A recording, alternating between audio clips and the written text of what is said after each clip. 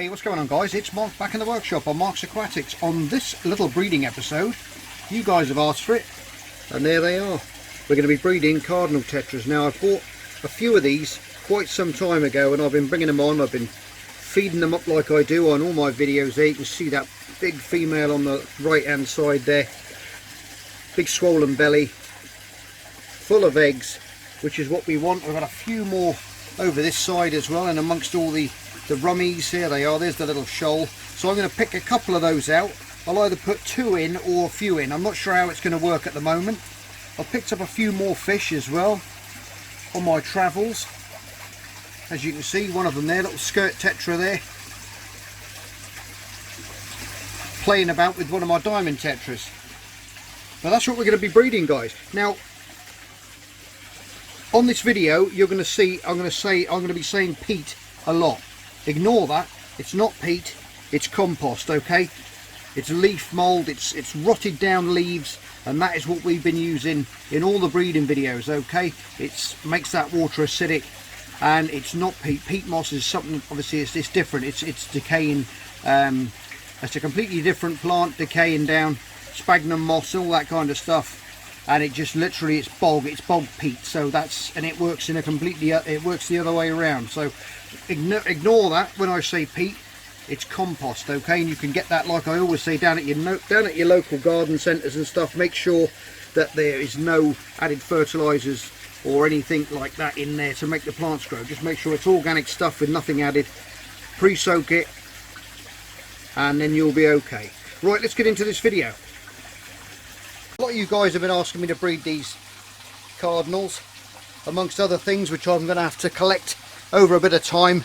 Obviously I got a lot of requests to breed different species last time when we did that competition video on the last video, and it was really interesting to see what you guys wanted me to see me breed. So this was one of them, which was Cardinal Tetras. So we're going to get on with that one today. Like I said, a lot of these fish I've got to source from different areas, and a lot of people, a lot of shops, when they do buy them, only buy them in as juveniles. So I can't just go down, pick up a few juveniles and breed them, because they need to mature first. So I need to go down and literally see what's around, things that people have brought back, things that have outgrown their tanks, and find pairs in that respect, so I can bring them back, put them together, and then we can breed them in the workshop here and show you how it's done.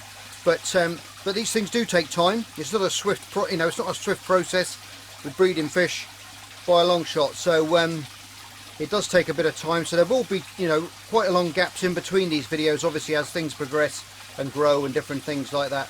Like we did on a lot of the other videos, there's been, obviously weeks in between them. But I do my best to get as much information as I can for you, so you can replicate what I do.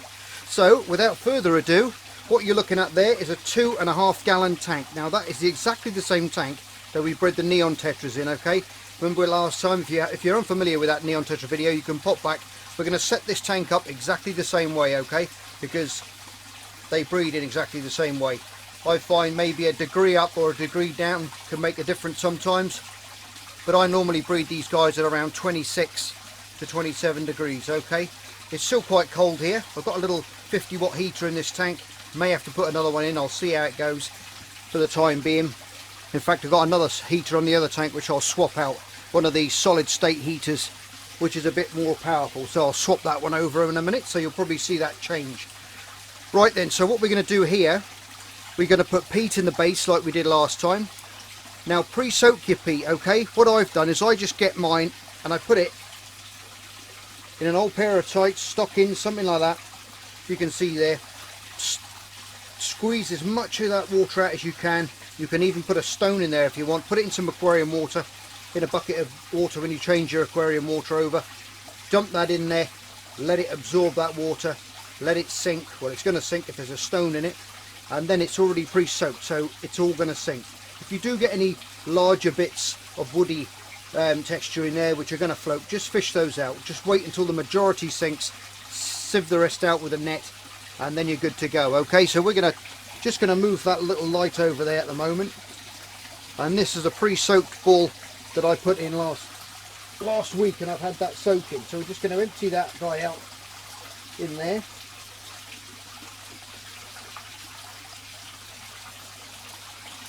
And then we're going to move that all the way around with my little fork. Just break it up with that little fork. This is a little planter that I use.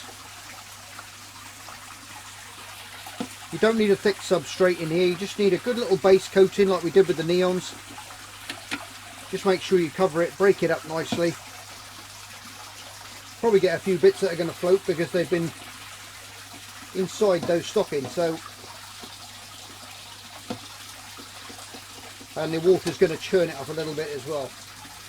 As you can see, the temperature's starting to, it's been in a heated tank already, so it's a little bit, it's still a bit warm. You can see that condensation forming on the glass there already. Then what we're going to do is from your main breeding tank.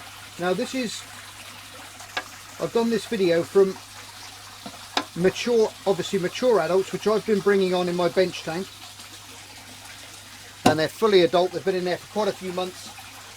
You've probably seen them when you've been looking at the tank.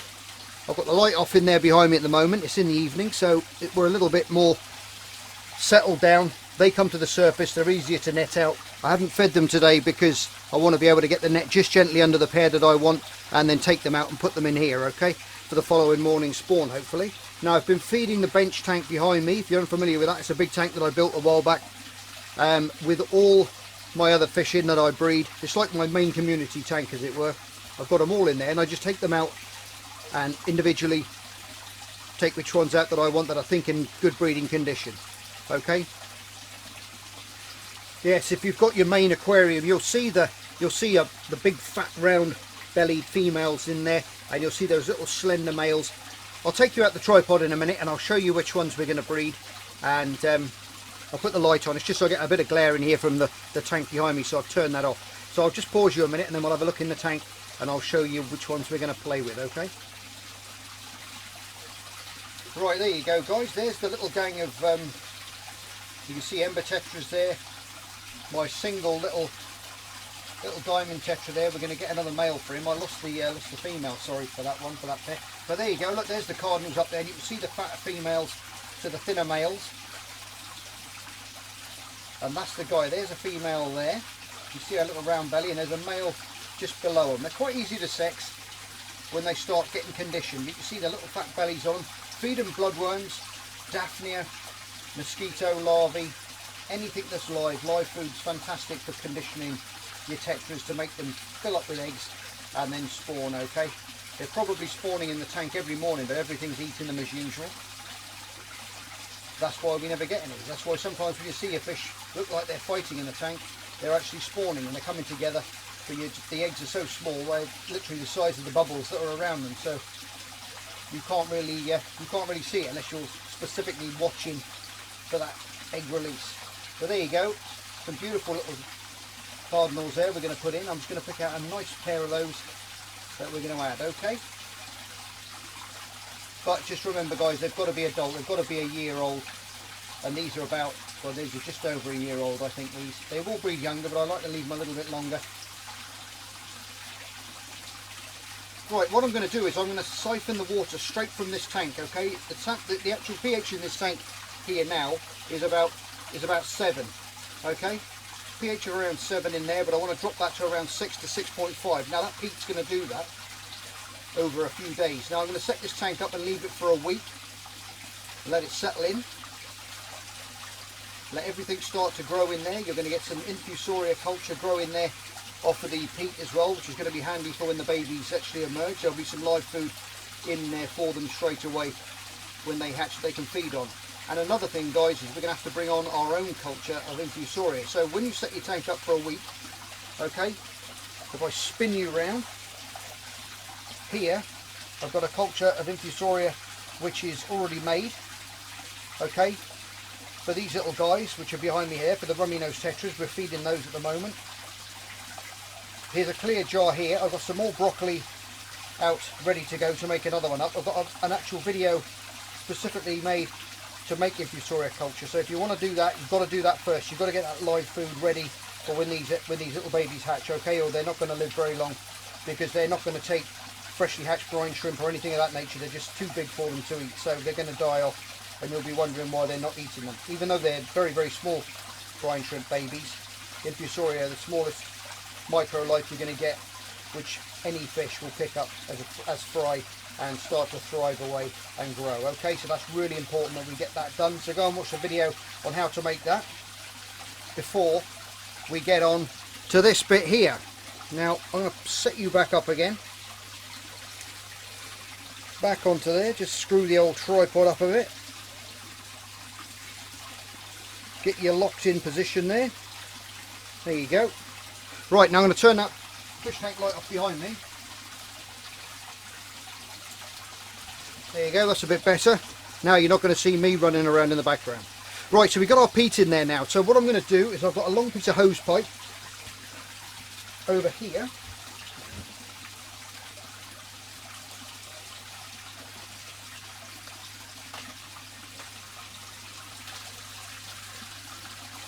And now I've got that in there, I'm just going to very slowly with my thumb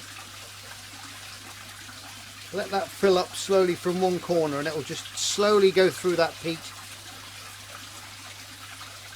And hopefully, what you don't want to do, you don't want to churn it up too much, because that's just going to make it take longer to settle and everything else. But try and get the water in nice and slowly. I'll get back to you guys when I've filled it up, okay? Right, there you go guys, it's all full up. A little bit stirred up there, but not too bad. All that heavy stuff is going to sink to the bottom. You can see a few stubborn bits there on the surface. Don't worry about those, you can just leave them there if you like, or you can just net them out. It's entirely up to you. They're not going to hurt being up there. There's little bits of old root systems and stuff. Now this is compost, okay, that you get from rotted down leaves, and all you need to do is go down to your local garden centre and pick up some nice organic compost. Make sure that it's not got any added fertilizers in or anything like that, otherwise you're just gonna, it's not going to work at all. You're going to get masses of well, you'll either poison your fish, or you're going to get huge algae blooms and things because of all the phosphates and things that they add to the soil to make the plants grow. So you don't want to be adding that. The best thing to do is make it from leaves from the previous year. That's what I tend to do up in my garden.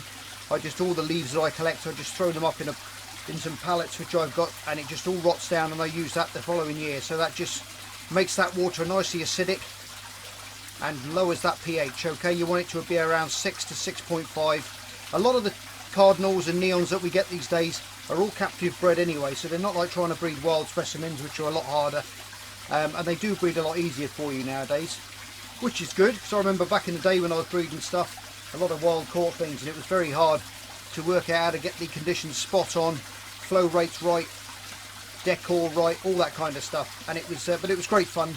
Lots of fond memories of doing all that. But it's a little bit easier today. You can see that settling away slowly there. I've blanked off the sides of the tank as well. I don't know if you noticed that before, should have mentioned that. With some it's basically ground cover. You put it on the ground to stop the weeds growing. You get it in a roll, you can cut it off. You can use black plastic, black bin liner. It's just literally to make it a little bit more private in there for them, so they can't see things from obviously from the back or the sides, and it just makes them feel a little bit more secure, so they're going to breed for you. Try and place this tank as well out of the main flow. If you're in your house, maybe put it inside a cupboard somewhere like that, where your kids aren't going to go looking in there every 2 minutes. The cat's not going to be jumping up there, and all these little things that are going to stop you from breeding, because there's so many little factors that why the main success or failure. It's one of these things that you've got to look around all the time, you know, make sure there's no direct light from the sun and all this kind of stuff. A nice office is perfect if you've got an office. Garden shed's fine if you want to put it in a garden shed and make it in there. The heated obviously is going to be a little bit more expensive to keep running. You can wrap it with insulation if it's cold. You can do lots of stuff. Any questions, just, you know me, I'll answer them for you. Just throw it in the comments below, and I'll help you out as much as I can. But there we go, we're going to let that settle now. We're going to get our infusoria culture going now as well. We're going to let that sit now for about 5 days. I'd say around 5 days, let it really clear up. We're going to add some spawning mops in there, or some swasatang, which I've got as well, so they can, as you've seen them before, male will push that female over that ball of medium or spawning mop and release the eggs, and they'll drop in between them. Sometimes they do it by the heater, It all depends where they're comfortable and where they want to, where they go and where they lay the egg. So it can change any time. No filter in this either. We've just got the heater in there, that water in there. There's nothing in there. We've pre-soaked that peat. We're not going to have any spikes of any kind. Anything that was going to spike in there or would have died in there with that pre-soaking it before would have leached out. Okay, so keep doing water changes in that bucket as well with the peat. Keep emptying that out and re-topping it out with other tank water as well. I find that's good. Now the heater, as that heats up, that's going to make that very, very slowly roll around, believe it or not. The rising heat is just like rising air through an air filter, okay? That heat rises and it'll roll that temperature around, and it, believe it or not, it'll keep that water circulating just with that heat, believe it or not. It'll keep it rolling around. So that's, we've got to leave that now for a few days, let it clear up. Get that infusoria culture going, guys. Look at that video, get one of those going. I'll link it in the description below in this video so you can go and have a look at it.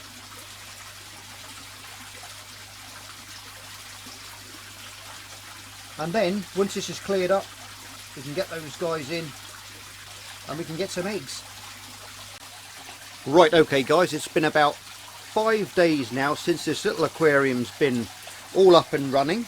Okay, everything's settled down. It's still got a slight little bit of cloud to the water, but that's more than likely to be some of the dust is just stuck on the inside of the glass. Now the fine compost in the bottom here is very, very easily moved, and when you add when you introduce the fish to it, you'll probably find they may dive into it, stir it up a bit, but don't worry about that because it will settle down again. They'll calm down and everything will get back to normal. Now we've had that subwasatang in the middle there, which is going to be hopefully a spawning medium, which I've put in there. I was going to put spawning mops in there, but I did have a piece of that, a little clump of that, nice clump, so I put that in there. Keeps it a bit more natural.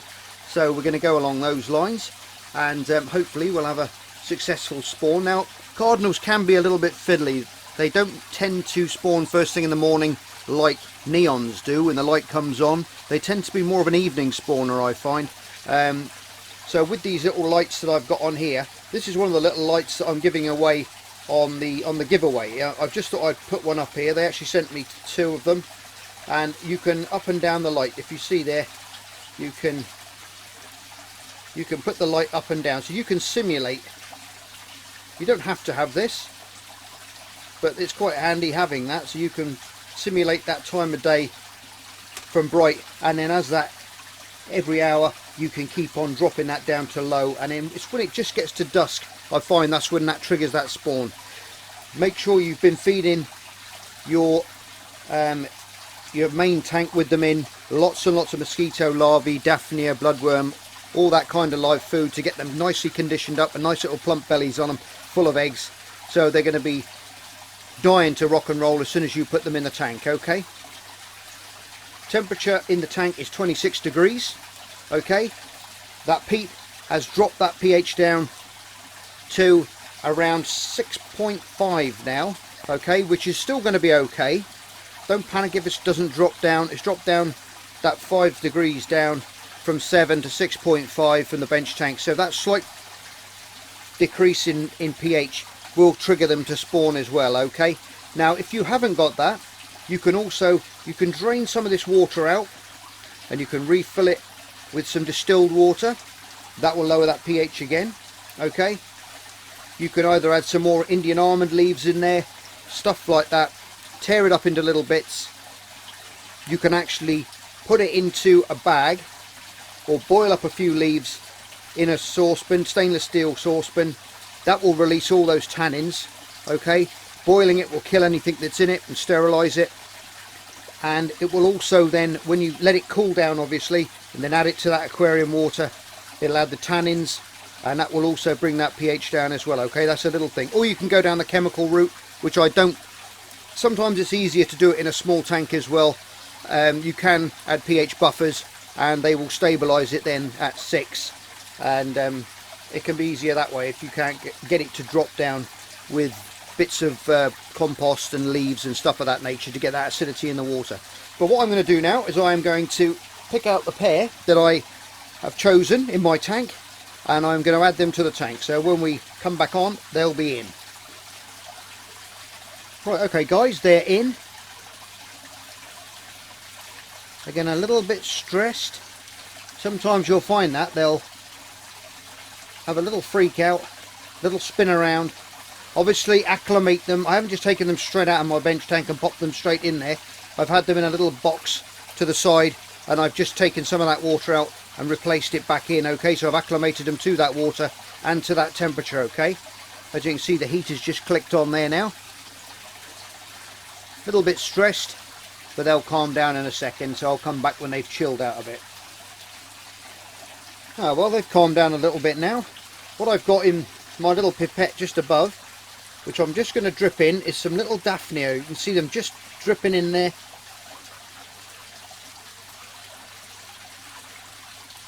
And a little bit of live food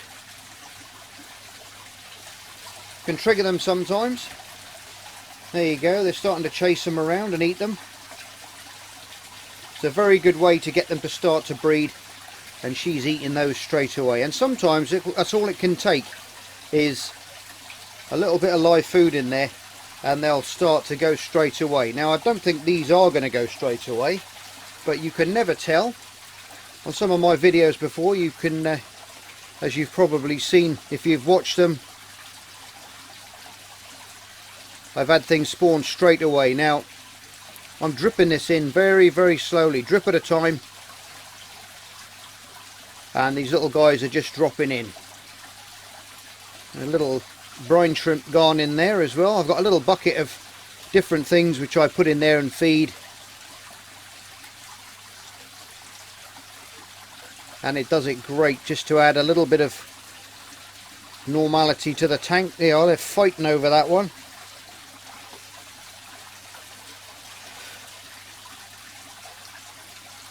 Fantastic stuff. I'll just drop the rest of that in.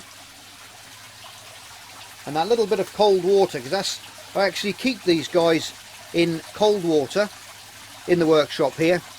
So what I've done is when you drip that food in, you're also dripping in that cold water, and that can sometimes mimic rain, and that'll trigger them as well. So that bit of extra food, that little drop of cold water coming in, that probably a good, I don't know, a whole pipette full of cold water from the other tank going in there, can really start them and stir them up and start them going. So really now it's just watching them, making sure everything's okay, making sure your temperature's okay. 26 degrees, 26 to 27 I find's okay. Make sure that pH from 6 to 6.5. You've got that compost substrate, you've got that spawning mop in the middle, that susquasitang. In this case you can use Java moss, you can use spawning mops. It's just somewhere where they can go over the top, come together, drop those eggs, and hopefully they'll get hidden. They will get hidden in amongst that compost as well. Like if you've seen on the Neon video, they tended to go towards the back and gravitate towards the heater where it was a little bit warmer. Sometimes that little rising warm current can kick them into gear as well, and they'll tend to drop the eggs down there. And if they go onto that compost, they'll just slowly sink into it and they'll hatch in there as well. So really now it's just watch and wait and see what goes on. You can see the male there, he's on the left hand side, he's thinner, and the female's the chunkier one, just knocking him about slightly there, chasing him. I have got other ones in there. Sometimes you've got to swap them out as well. Sometimes you might get a really dominant female and she won't have anything to do with him. I've had that in the past. Other times it's the other way around, but I tend to like a stronger male. He's going to get in there, start pushing her around, start pushing her over the top of that spawning mop and being a little bit more dominant. Now she's acting more dominant than him so far. Oh, she's got hold of that brine shrimp there, so that's gone. So it's all little things like this which lead up to that spawn. Okay, so these are all little important tricks, and be patient as well, guys. Okay, this is super important with breeding fish. I've had so many of you guys say, oh Mark, you make it look so easy, but it's patience, perseverance. I'm not saying these are going to spawn. These might never spawn. These two might not be compatible. Some fish aren't.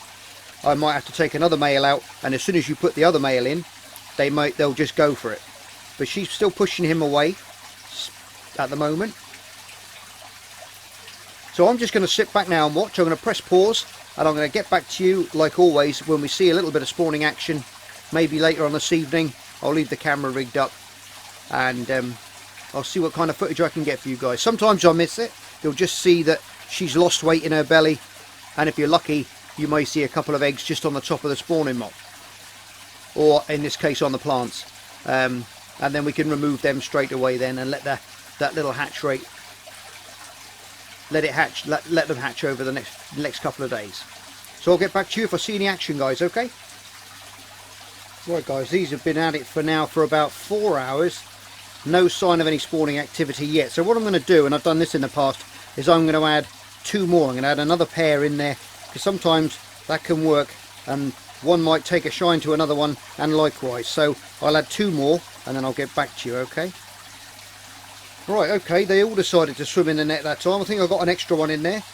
So we've got 6. So we'll see what happens now with 6, because sometimes it can stir them up. I've literally just acclimated those other ones, put them in now, so the other ones are going to be a little bit more vigorous than the others. They may slow down the others or speed them up. We'll soon see. But we're going to give them time to settle in now, and I'll get back to you, okay? Another good thing, guys, you can put in there is some floating plants as well. If you've got any rickia, sorry, not rickia, some dwarf water lettuce or duckweed or anything of that nature, you can put that in there as well, because they love the shade of the plants on the surface as well. So if you've got some of that, add some. I've got some duckweed, so if this doesn't work, I'll add the duckweed, and then we'll go from there and we'll try something else, and we'll just mess around with those lights. I've turned them up again, if you notice. They've been in there for about 10 minutes now. They're starting to school up again, and if I see any signs that they're going to start to come together and spawn, I'll just click that light down a few clicks, lower that light, and that should get them in the mood for spawning. Stick a little bit more live food in as well. We'll throw it all over the tank. There we go.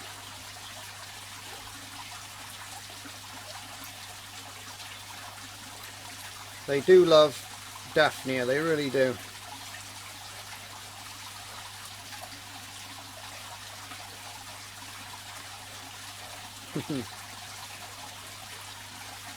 Don't put too much in there, just drip feed some in now and again. Little brine shrimp going in there.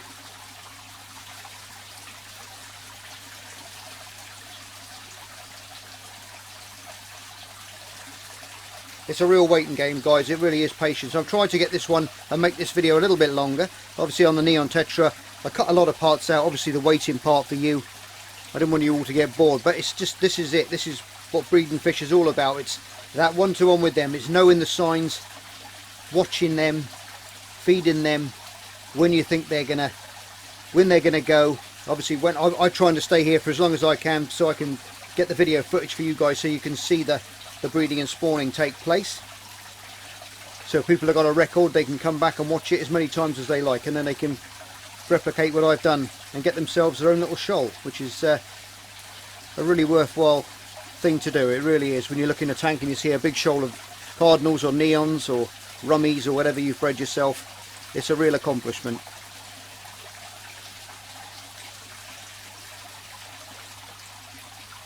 A little bit more live food going in.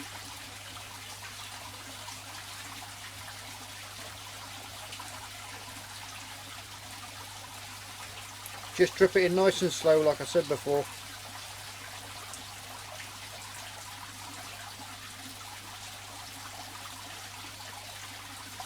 I'll let them come up and grab hold of it.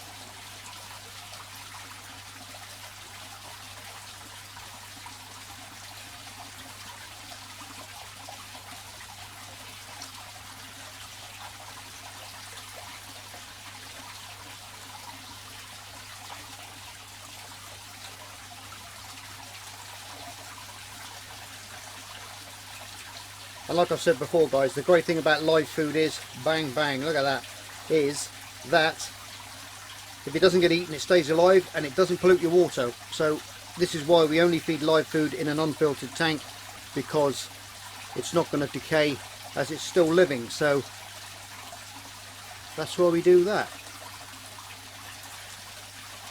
Right, okay guys, it seems to be getting a little bit lively now. I'll keep my voice down low because that's obviously going to make a vibration in the workshop here. I'm trying to keep it as quiet as I can.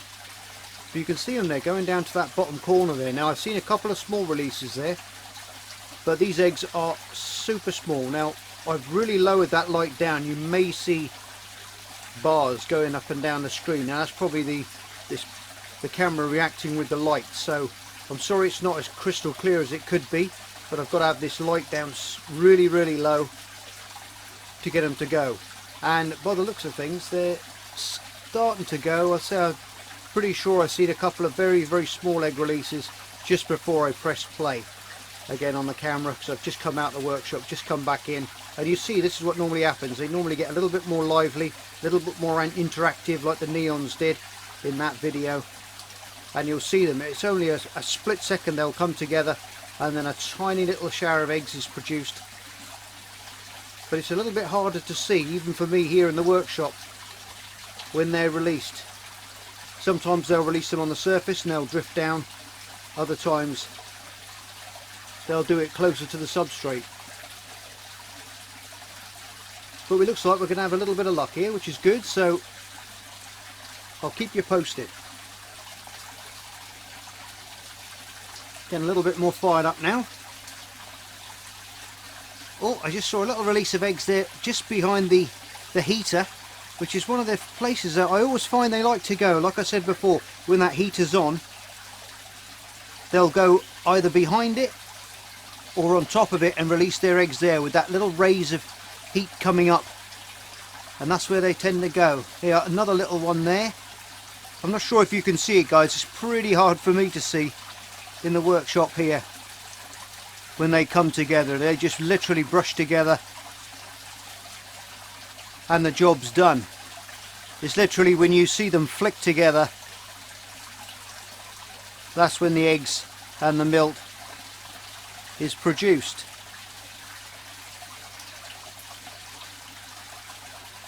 So that's fantastic. So we're getting a few little eggs drop in. I can see them, not as many as I thought coming out. They're going to do this for quite some time, as you've seen on other videos that I've done. If you're new to the channel, guys, pop back and have a look at some of the other videos that I've done on breeding. I've done all kinds of breeding, pygmy corries, lots and lots of different in my playlist there, different species that I've bred, DIY projects, tanks that I've built. Some interesting stuff on there for you guys. If you wanted to build anything, pop back and have a look at some of those videos as well. And if you like what you see, whack the old subscribe button and that notification bell for new videos, and you won't miss any that way. Brilliant stuff.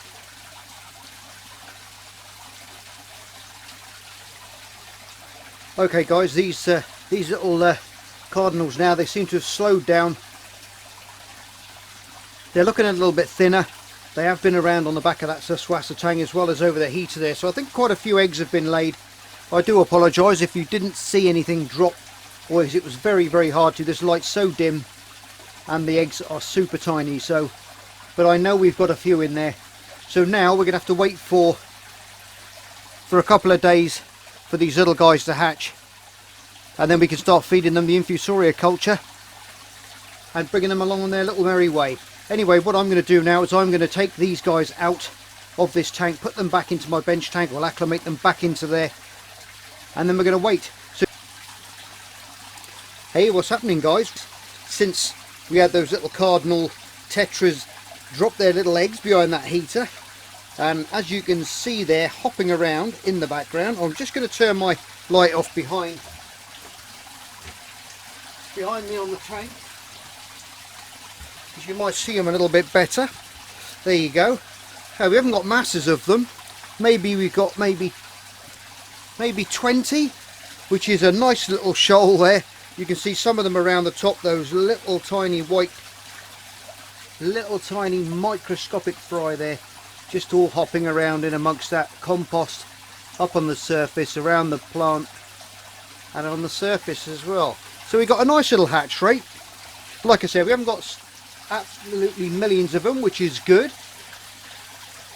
But what we've got to do now, guys, is we've got to feed them with some infusoria, which is that micro life that I'm always going on about, that we feed to all our little tiny egg scatterers and the very, very, very small fry that we hatch out, because they're not big enough to eat freshly hatched brine shrimp. Okay, things like Congo Tetras, when they hatch, they're a bigger breed of fish, so they can take the Artemia, the freshly hatched brine shrimp, right from the word go, as some of the bigger fish can and the live bearers can. But these guys are super small, all the rasboras, tetras and things, they need that infusoria, okay, to be able to progress forward in life. Now I've got as I said on the first video, I've got that video there on how you make a culture, which hopefully you've looked up first before you put your pairs together, and started a week prior to putting your fish together, so you've got a colony of these guys on the go.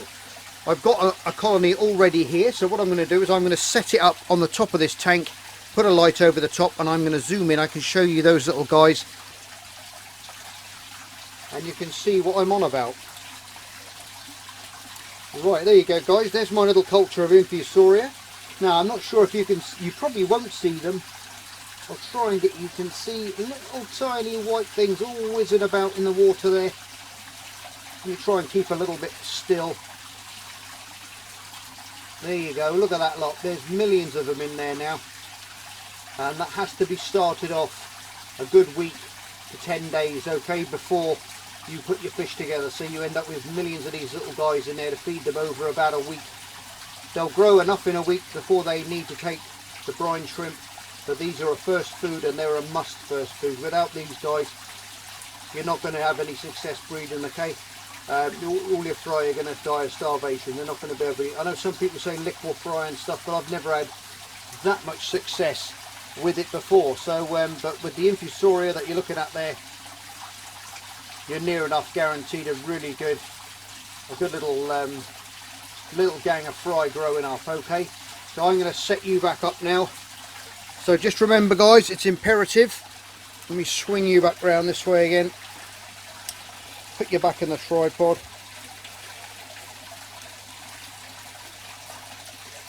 And then I can get that light back over the tank. And then we can put some in. There we go. Right, so what I'm going to do now is use my little turkey baster there. Just go in, try not to suck up any of the plant life and the rubbish that's in there. Just try and get the water, and then and just suck some of those guys up, and then you might see like a little cloud just going in. Pump them in very slowly, and there you go. Already you can see those little guys zipping around, feeding on them. And we've got to do that now for, I normally feed them these for a week to a couple of weeks. They'll take these no trouble at all. Like I said, they're not very fast growing, and they're going to be in this sort of larvae stage, this very tiny fry stage, for quite some time. There you go. So I've just put a couple of more extra. Went a little bit OTT with the turkey baster there, and and blew in a little bit too hard and puffed up a little bit of that compost at the back there, which is settling down again now. But they're happy eating away. I'm going to try and get you a little close up of these guys now, so I'll take you back out of the tripod and we'll get as close as we can. And we might be able to see these little fry having a little munch. It's very, very hard to see them at this stage. I might try and get down on the substrate a little bit and see if there's any down there. You can see them, they're super tiny, they really are at this age.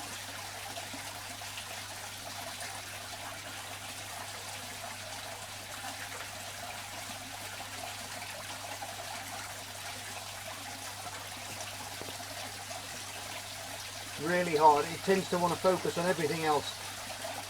That's about as neat as we're going to get there, I'm afraid. But you can see them there. And you may be able to see the infusoria as well, just drifting around in the water. And then you might see them just do a little leap forward and grab a little white speck every now and again. But there you go, guys, we've got some fry out. Like I said, you may have 20, 25 in there or so. Quite a few. A nice little shoal when they all grow up.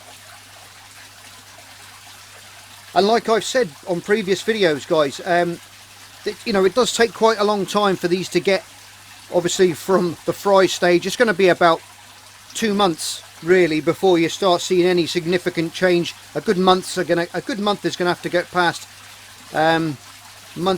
sort of 6 weeks time. I'll probably do another update on these guys, and they'll look like, well, they will be by then. They'll be baby cardinals by then. They'll be just smaller versions of the adults. So I'll give you an update on those guys in about 6 weeks time, 6 to 7 weeks time, before we add them to the bench tank, and we get another nice little school of we just build up on that little school of cardinals that we've got in there already. Put the babies back in with the parents. And for the infusoria feeding, feed them 2 or 3 times a day. Don't overfeed.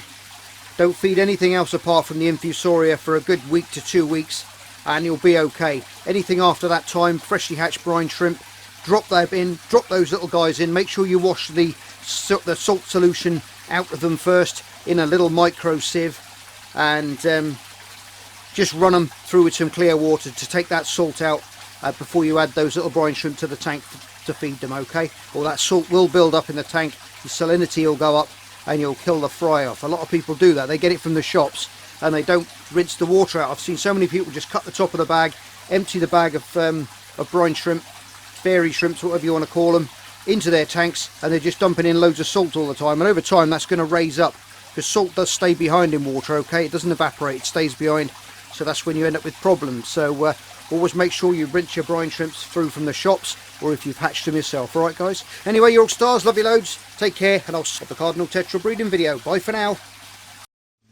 Just me and my guitar.